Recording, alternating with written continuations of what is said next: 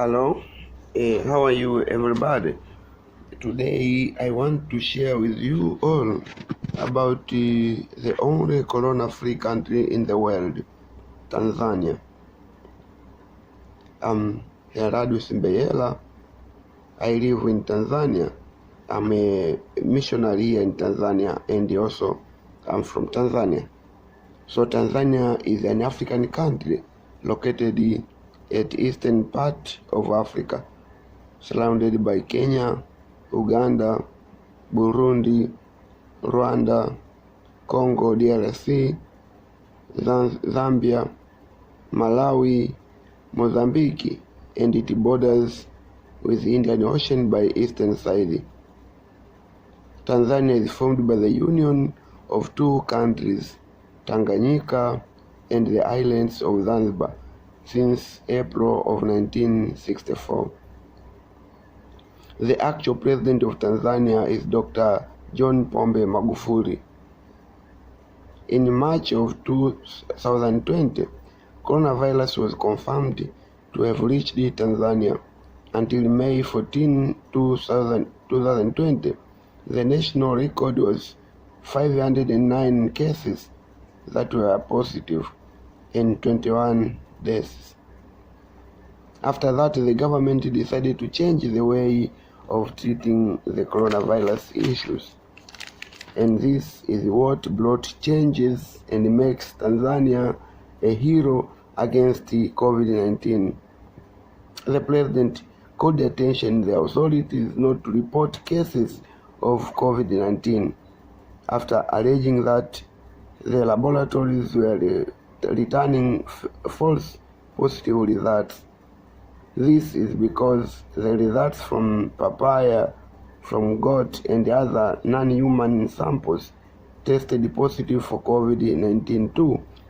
Then the authority discovered that there were a lot of blunders in conducting the COVID-19 cases. Mostly, it seemed to be a business to foreign strong nations. Then the president insisted that we all should depend on God, praying so that the disorder ends. He limited also the mass media not to announce everything concerning COVID-19 if it is not released by the Ministry of Health itself. He encouraged the Tanzanians to use alternative medicine like ginger, lemons, and honey to treat any symptoms of the disease. He also told the Tanzanians to learn how to live together with the pandemic, just like the former deadly disease is known in the human history. Therefore, Tanzania did not follow the policy of lockdown as did many countries, including the Tanzania's neighbors, Kenya, Uganda, Burundi, to mention some. People continued praying freely when he allowed all the worshipping activities to continue almost normally, with some essential restrictions like washing hands and keeping social distance, and also use of sanitizers. All the working class continued with work as normal as usual, except school teachers who were in holidays for some days when all students had a break for the reason of the COVID-19. But later on, he reopened all the schools too, and all the students were going to school as usual. He also limited the COVID-19 information, trying to build positive thinking, giving hope to all the citizens. After a few weeks, he also fled the national sports competitions, allowing full participation of their fans as ever before. Even though there were a lot of challenges, mostly from the opposition parties, the president of Tanzania showed us the way to survive the pandemic. He was our hero, in fact.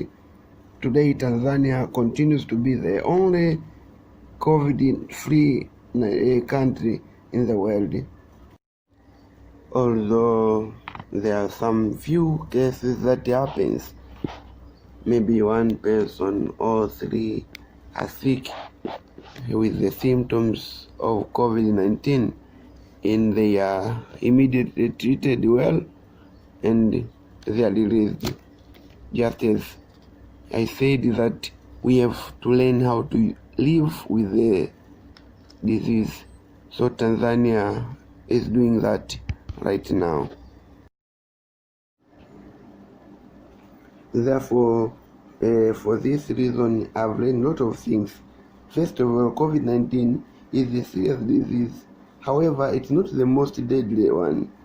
The world is still facing a lot of other diseases that are more deadly comparing to the COVID-19. Few people should learn how to coexist with this sickness, just like other diseases. What kills many people is not the COVID-19 itself, I believe. It is the psychological part of it. People are confused by a lot of information from media, and they even fail to know what really is true to work upon.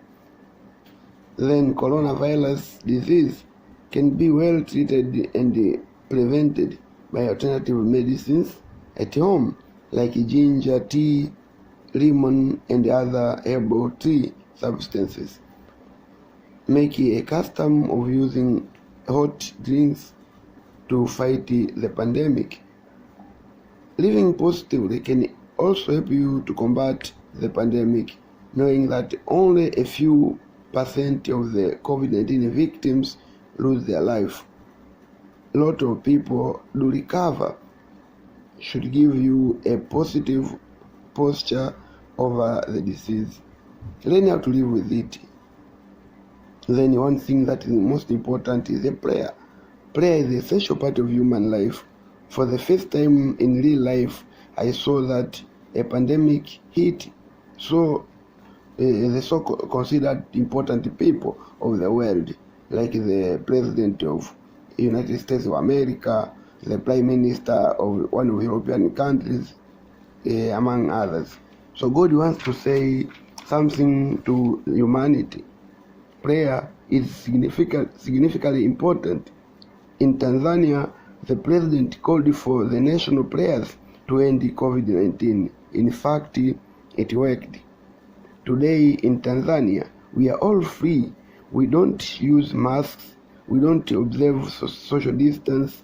We have opened all our borders and the airports, and we don't take any COVID-19 tests, and we are all free. No deaths recorded, no patients, no lockdown, etc. And we live a normal life. I welcome you all to visit Tanzania and see the wonders of my country in Tanzania. We have a lot of touristic attractions. So if you feel that you can visit Tanzania, you are most welcome. This is the voice of Heradu Sembeyela, also known as Herie 16M. You can visit my YouTube channel, and also you can see many other important things that I have broadcasted. And you are all welcome and feel at home with my channel. Thank you for being with me.